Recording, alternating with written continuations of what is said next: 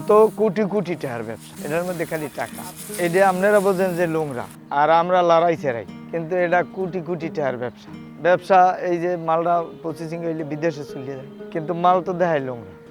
এসব মাল ভালো মানের তো ধরবে না, আমরা নোংরা মানে ধরি।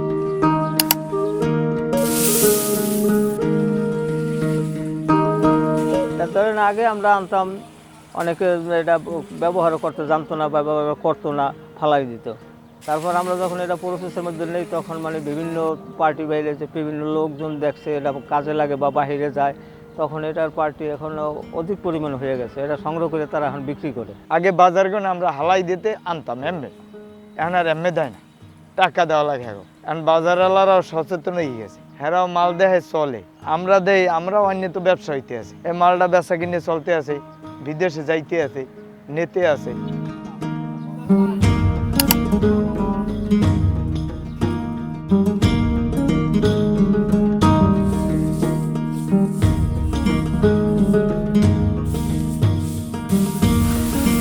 বাইরেতে যদি কেউ ঢুকে গন্ধ মনে করে বমি করবো, কইরা বাইরে যাইব। এত থাকতে আমাকে কইরা অভ্যাস হয়ে গেছে। গন্ধটা এত তিলুক, কিন্তু গন্ধটা কেউ সহ্য করতে পারে। আমগো তো গন্ধ, কারণ আমরা তো হিন্দে ভাত খাই, মনে করে সবই খাই, আমার কাছে কোনো গন্ধ লাগে না। শরীরে কোনো এফেক্ট করে তাও দেখি না। এর লেগে আমি তো আছি 15-16 বছর পর্যন্ত কোনো কিছু আমার ইনশাল্লাহ আমাদের এই যে অবস্থা আছে এই অবস্থা। আমরা যখন ফার্স্ট আইছি আমরা গেটে রাখছি, কোম্পানি গেটে রাখছে, ভিতরে ঢুকতে দেয় না। এখন তো আমার কিছু লাগে না।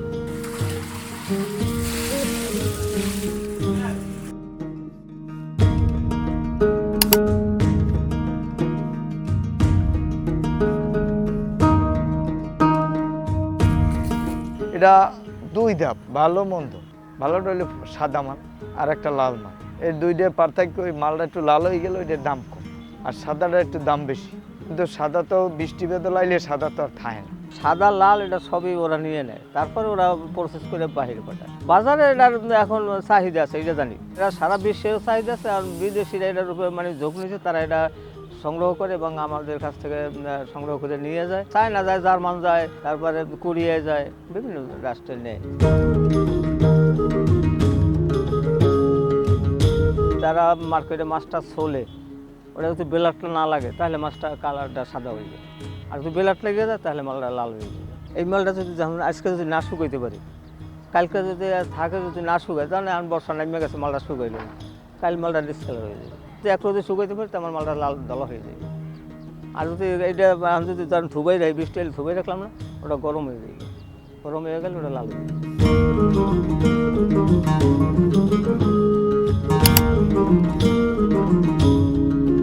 জামাল সাদেরতে নামা, এই আইসটাই নামলে এদিকে মেলে, তারপরে সকালে আইস 8টা বাজে আয়া, তারপরে এটি থুবাই, তারপর 2 মোড়া 2টা ফ্যান লাগায় তারপর আইসটা উড়ি।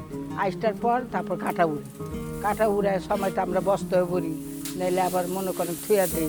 মনে করি যে মাল জমে, সময়তে মাল শেষ করে যায়, এবার সময়তে নাও পারি, উড়াইতে পারি না, জমা যায়।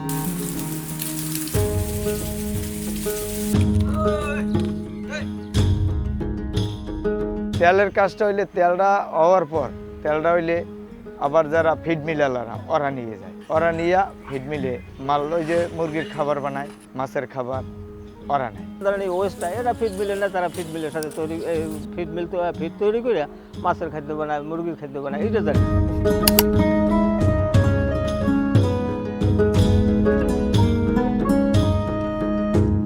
আমি কাজ করি মনে করেন 8টা হইতে হইলে 5টা 6টাতে মাইতি। আমার সারাদিন এই কাজের উপরেই চলে। আমরা এই ফ্যাক্টরিতে মহিলা পুরুষ মিলিয়ে 18 জন লোক আছে। এখানে মহিলারা ওই 8টা সুগই দিলে উড়ায়, আবার আমরা সুগই দিই। এইরকম কতকে ওই কাটা বাসে, কতকে মার্কেটে কোনো মাল আনে, এই এই এই মিলিয়ে ঝিলিয়ে এই চলে। আজকে কাম করি মনে হয় 15 বছর ধরে এই কারখানায় কাম কইরা, মনে করো সকালে 8টা বাজে আহি, 6টা বাজে যাই। 30 বস্তা হয়, কোনো দিন 25 বস্তা হয়, আর কি মাল বুঝা একদিনে বলি না। আমরা এই মাল উড়ে জমায়, তারপরে মালটা চালুম, চাইলা তারপর বস্তা উড়ি। সময় লাগে মনে করো মাঝখানে অর্ধেক মাছ জায়গা, কি মনে করো 15 দিন পর দেয়, কোনো দিন মাল উড়েল শেষ হলে 20 দিন পর দেয়, এইরকম আর কি। আমরা তো বয়স্ক মানুষ হয়ে গেছি, আমাদের কেউ কাজ দিব না বলতে আমরা কোনো হাতে কাজ করতেও পারব না। এর লেগে আমরা এই জায়গা আমরা করি ধান যেরম উড়ায় এরম উড়ায় তারপরে কাটা কুটা উড়ে আমরা পেট প্লিয়া চলতাছি কোনো রকম চলতাছি। এই জায়গাটা হইলে ঢাকা হাজারিবাগ সোনাটাঙ্গর বউবাজার।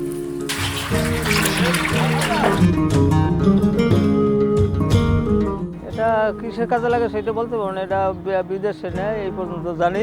আমরা প্যাকেট করে দিই, ওই ভাইয়াররা পাঠাই আর কি, আমরাও পাঠাই না।